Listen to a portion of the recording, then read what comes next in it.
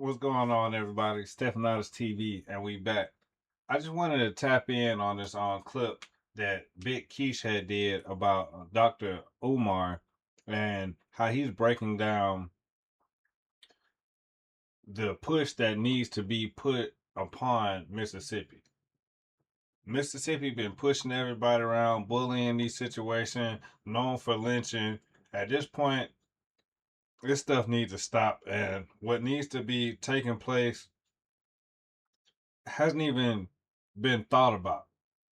We need to be doing a march in Mississippi or something, because at this point, it's no answers and nobody's trying to actually get answers. Well, that's what it seems like. I'm not going to say or speculate what's really going on because I don't live out there, but from the outside looking in, it's kind of looking unfair for the colored people and the Nolan Wells family and friends that actually cared about him. But Dr. Omar about to let you know what's going on, and he ain't saying nothing wrong, nothing but the truth. This Art of Dialogue interview, because he is not playing about this Nolan Wells situation. We are about to react to this, and look, I'm telling y'all, better brace yourselves, because this is going to put some fire back in you after being exhausted over all these lies that they've been feeding us. And he is reminding everybody, we did not forget about his throat. We have not forgotten about his lungs. Check this out, y'all. When the black medical examiner gets the Nolan's corpse art, the throat tissue and the lung tissue is gone. How is he supposed to determine if Nolan died from being choked out or if Nolan died from drowning if he don't have the throat tissue or the lung tissue? And nobody has explained yet whether or not the medical examiner in DC is ever going to get the throat tissue or the lung tissue. And I personally believe, Art, Nolan was deceased before he hit the water. And the reason they held on to the throat tissue and the reason they held on to the lung tissue is they didn't want nobody to know that Nolan was murdered before he hit that water. Brandon Tatum, we did not forget about you. Umar Johnson is on Officer Brandon Tatum's ass. And I gotta correct myself. You are not an officer, bro. You are, y'all know who he is. I'ma let Mr. Umar Johnson explain who he is. But before we get to that part, just the fact that the lungs and throat tissue was removed. Who removed them?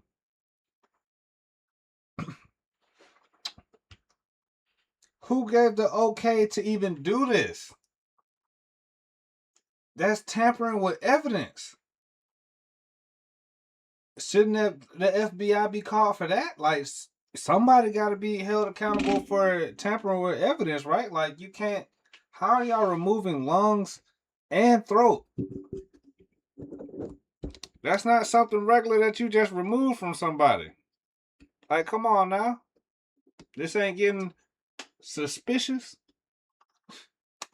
Check this out, y'all. Doing an interview with Officer BT, that's Coon as in C-U-N-E, Coon as in K-H-E-W-N, Coon as in K-U-H-N, Coon as in C-O-N-N. So Warren did a sit down with Officer BT, and as we all know, BT is white YouTube's pet monkey. Problem I got with this whole story, Art, is Nolan allegedly had too many best friends. I'm trying to find out, how does Nolan have so many best friends, and why did all of these so-called best friends leave their best friend on White Devil's Horn Island without his cell phone and keys?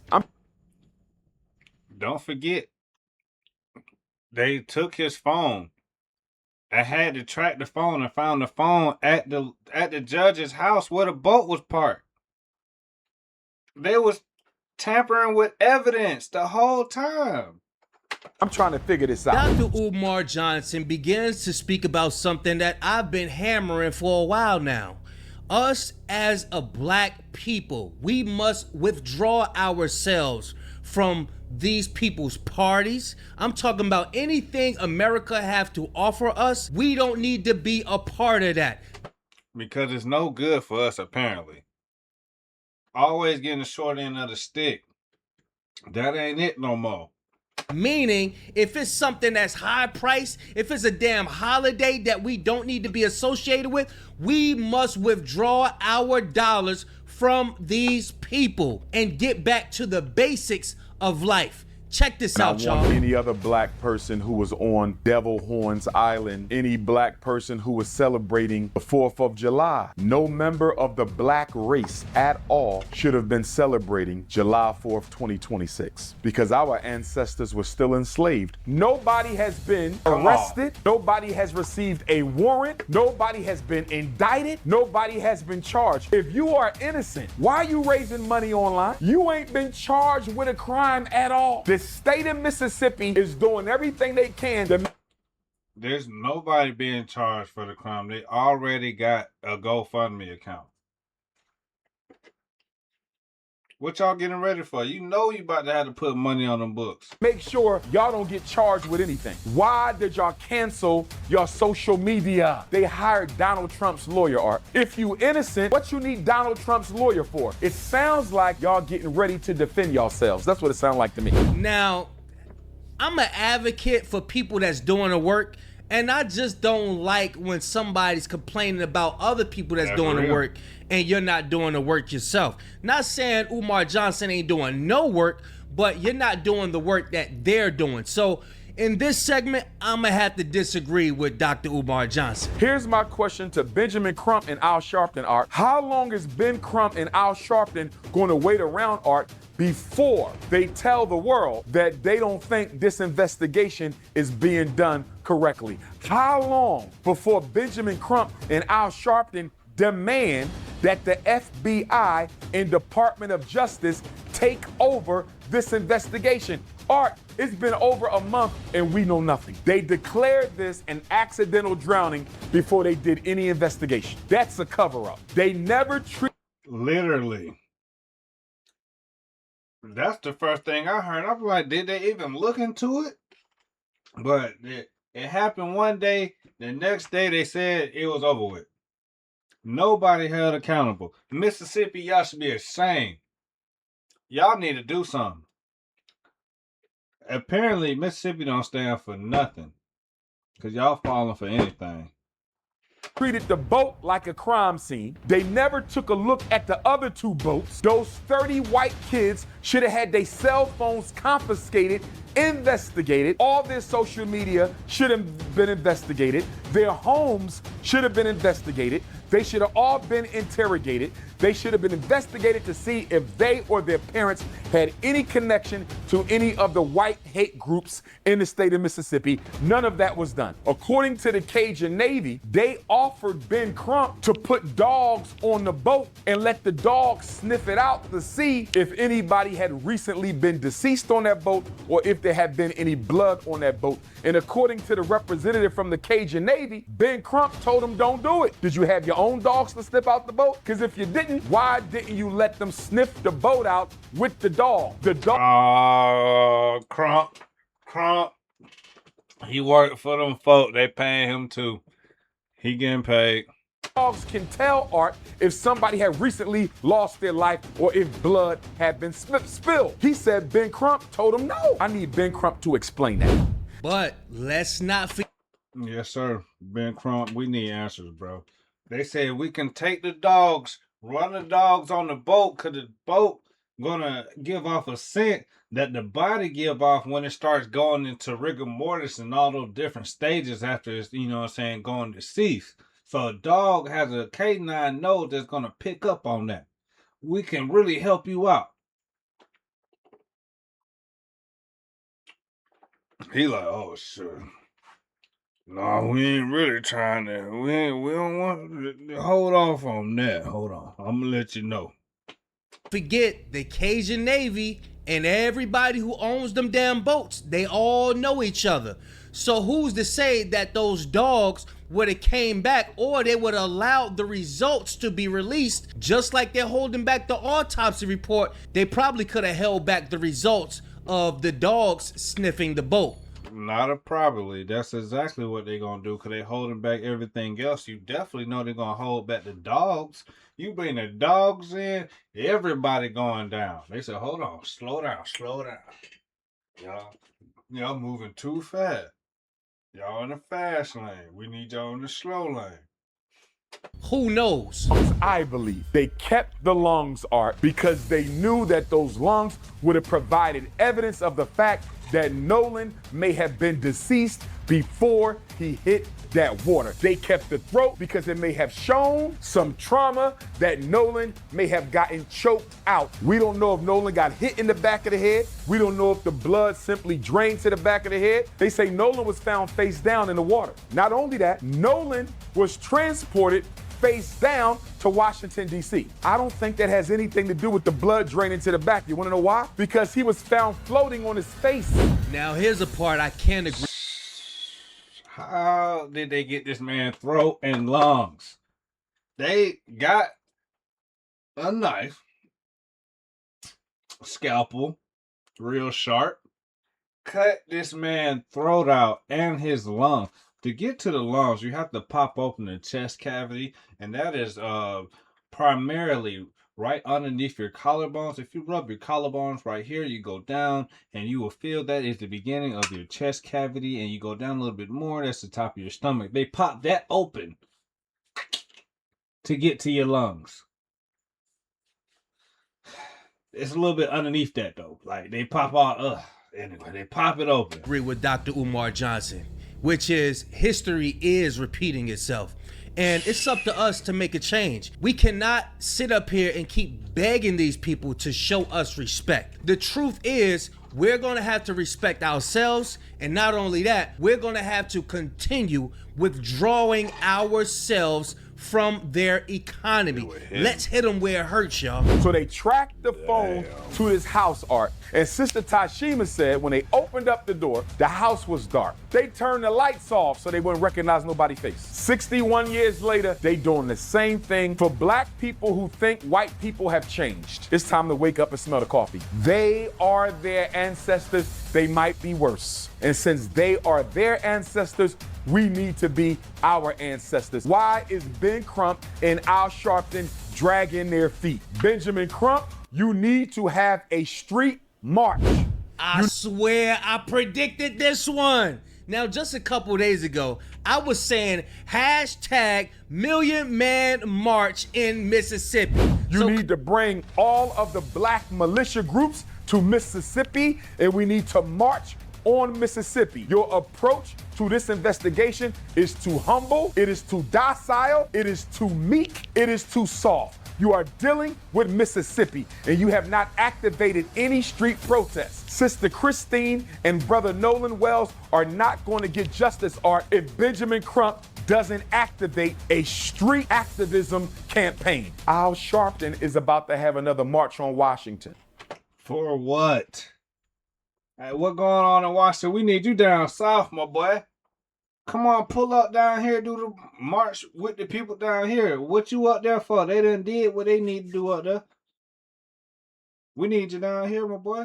For what? Al Sharpton. Listen to me, sir. You don't need to march on D.C. Al Sharpton needs to switch the march from Washington, D.C. to Mississippi. We should march in Senatobia, Mississippi one day for baby Cohen. We have to march in Cleveland, Mississippi for our brother Trey Reed. So we need to march in Cleveland, Mississippi. We need to march in Senatobia, Mississippi. We need to march in Jackson, Mississippi. So come to find out, Reverend Al Sharpton is doing a march in Washington, D.C.